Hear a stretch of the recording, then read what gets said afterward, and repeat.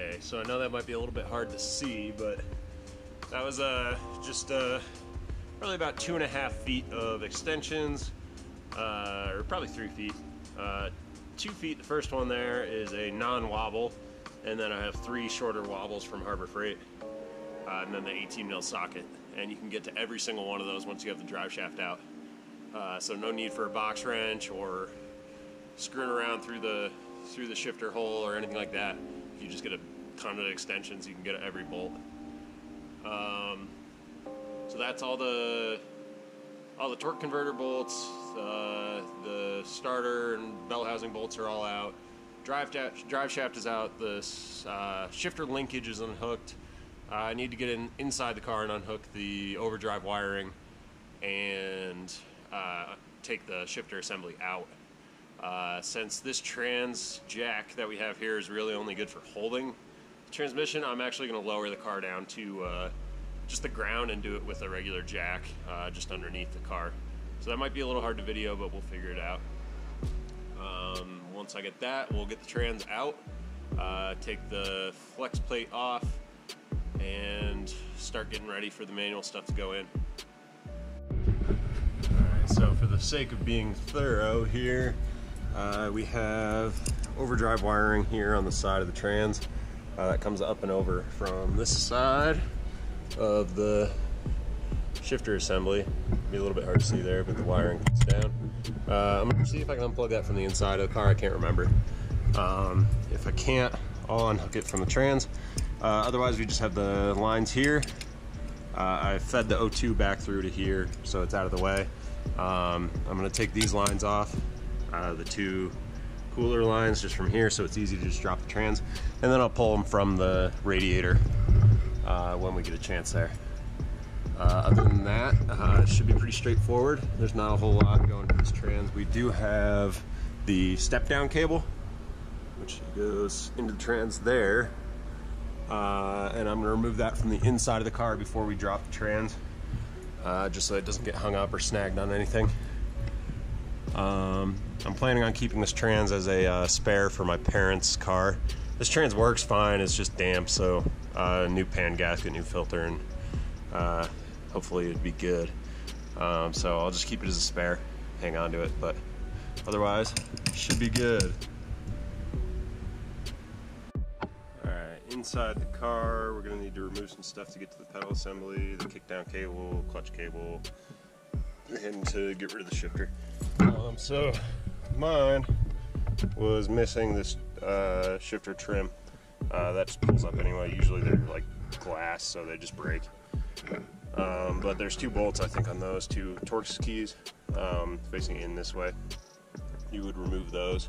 And then you get to this.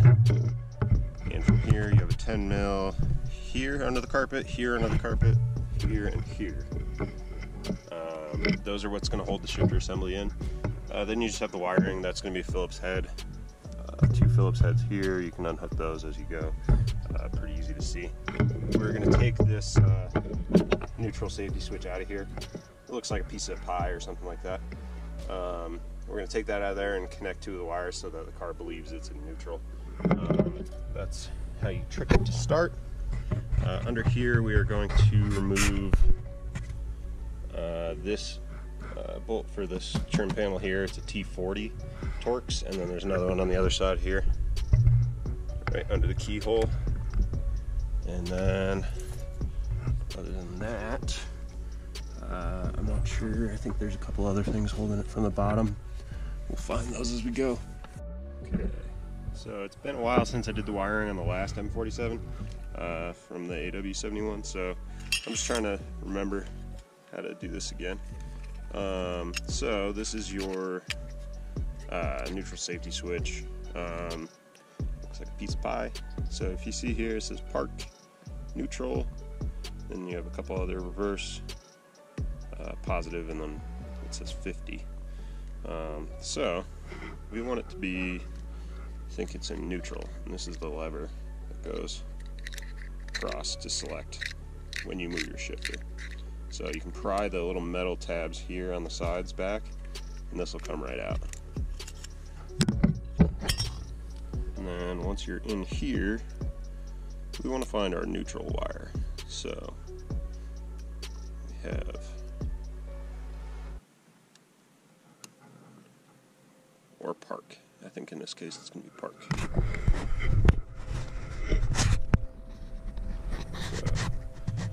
So when it's in park, it's this green and yellow wire, and then neutral is connected to it through this plate on the inside. So that's park and neutral. So when this is sitting on park and neutral, those two pins are connected. So the other one that is connected is the 50, this pink wire. So that is the other sensor wire, I believe. That's what it would be touching when it was in park and neutral. So that's what we're going to be connecting. So hopefully, we'll see. Hopefully that's correct. That's what seems to make sense to me from looking at this. If it doesn't work, I will let you guys know. And then otherwise, I think this was a ground. That's going to the little light for the shifter. And then it's also had a small black ground wire and white wire that went to, I'm not sure what, it might have been reverse sensor wire for reverse lights. But I'll figure that out and show you what to do with that. This white wire that I clipped was the overdrive wire,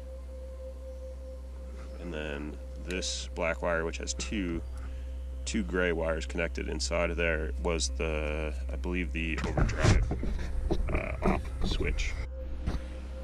Okay, so to get the pedal box out is kind of a pain.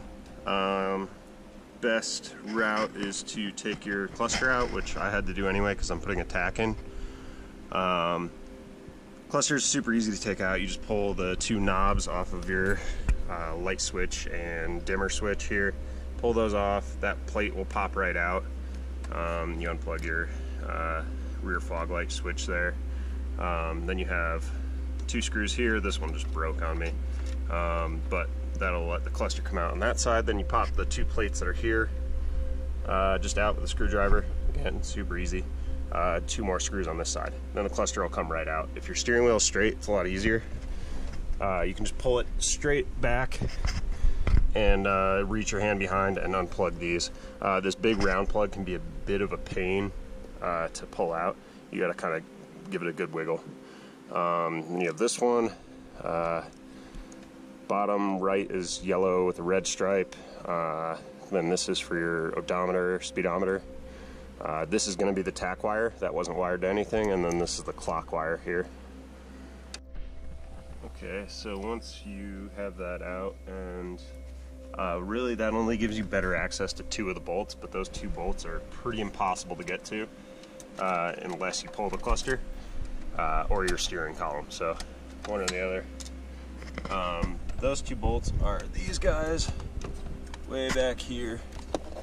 So one there, and then there's another one here that face up. I already pulled the one. I did get the one from the bottom, but you can't really see it. And it's still a jam even with like 4 wobble sockets. I pulled this up and out of the way. I kind of bent it, but you can just bend it back. It's super easy. That's crazy sharp, so be careful on that. And I also took this tube for the heater off there, pulled it out of the way a little bit to get up. Then this other one I'm pulling off with a box wrench, which you just kind of got to sit here and do it. I have a ratcheting box wrench, which makes it a little bit better, but then you have about another 10 bolts, nuts that hold the pedal box in. The easiest way I think to show you guys is just to show you the pedal assembly side by side. And then you can get an idea of where all those bolts are going to be. Really, it's just kind of pulling stuff out of the way until you get to it. Okay, so these are the two pedal assemblies side by side, the auto one on the right, manual one on the left. You can see all the bolt holes there are the same, and the 4 for the brake booster are the same. Brake switch is the same. The difference is you have manual clutch cable, clutch pedal assembly bolted to the side, and a narrower brake pedal. People have done, because these are drilled on the side, the auto ones, people have just cut the auto pedals in half and then added the manual pedal, because it is bolt-in, but I don't have that much of an issue getting these pedal assemblies out, so yeah, I'll just go ahead and add the whole thing. This has, it has the cable clutch. If you look there, there's 2 bolt holes and a hole. That would look like where the clutch cable would want to go. Just from that is not correct. So if you look at the actual pedal, the cable is going to mount right up top there, and with this on the firewall where it wants to be, this cable wants to sit about there, so just above that. That's where it's happy. You'll see it in the engine bay that there is kind of right here, there's a little hump. The other thing you want to remember to do when you take the auto out is take your kick down cable off of the pedal assembly, or the throttle assembly here. It just loops around and is in a little channel, so you can pull it out, undo it from there, and then it should just come out. I'm going to pull it from the bottom before I pull the trans. Taking the pedal assembly out is definitely more of a pain. As a manual, or as a